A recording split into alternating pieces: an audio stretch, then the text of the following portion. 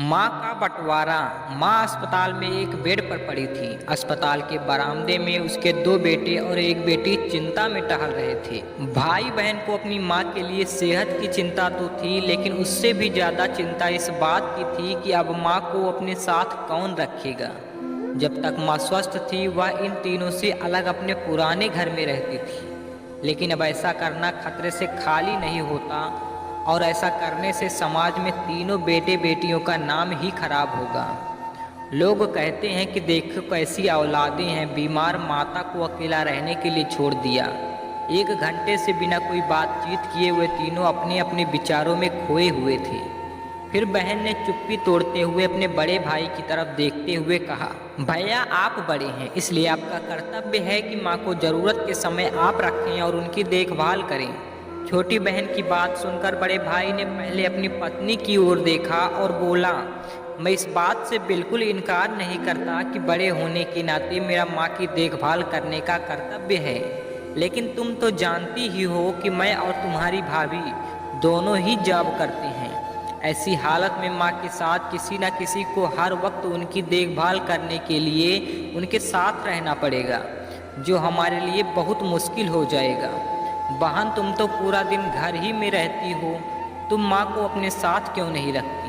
पैसों की चिंता मत करना, जो भी खर्चा आएगा मैं दे दूँगा। सुशील भैया आप तो जानते ही हैं कि मैं माँ से कितना प्यार करती हूँ, लेकिन आप यह भी जानते हैं कि मेरे ससुराल वाले कैसे हैं। मैं यह बिल्कुल बर्दाश्त नहीं कर पाऊँगी कि कोई मेरी माँ को और मेरे भाइयों को भला बुरा कहे। इसलिए अच्छा यही होगा कि माँ को अनिल भाई के यहाँ रखा जाए। बड़े भाई सुशील ने भी छोटे भाई अनिल के यहाँ माँ को रखने के लिए सहमति जताई। आप यह कैसी बातें कर रहे हो? क्या आपने नहीं देखा है कि माँ कभी मेरे घर पर 2 दिन से ज़्यादा नहीं रही हैं?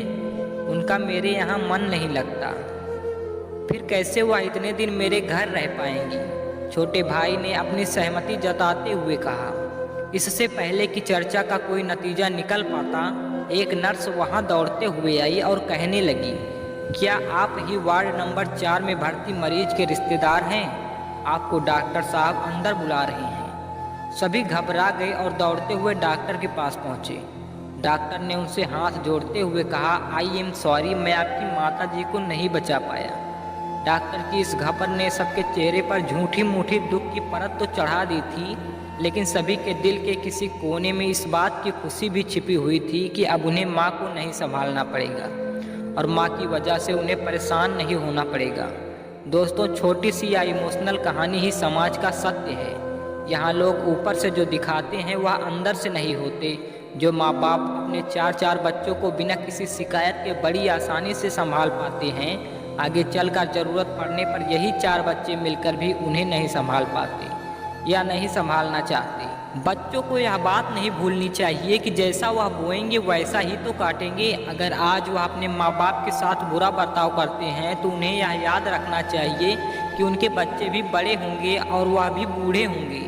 जो उन्होंने अपने माँ बाप के साथ किया है उनके बच्चे भी उनके साथ वही करेंगे। दोस्तों, अपने दिल से छल कपट निकाल दीजिए और सच्चे मन से अपने माता पिता और अपने बुजुर्गों की सेवा कीजिए। दोस्तों, अगर हमारी वीडियो आपको ज़रा सा भी अच्छी लगी हो तो प्लीज़ वीडियो को एक लाइक करके चैनल को सब्सक्राइब कर देना और इसे ज़्यादा से ज़्यादा शेयर करना। धन्यवाद।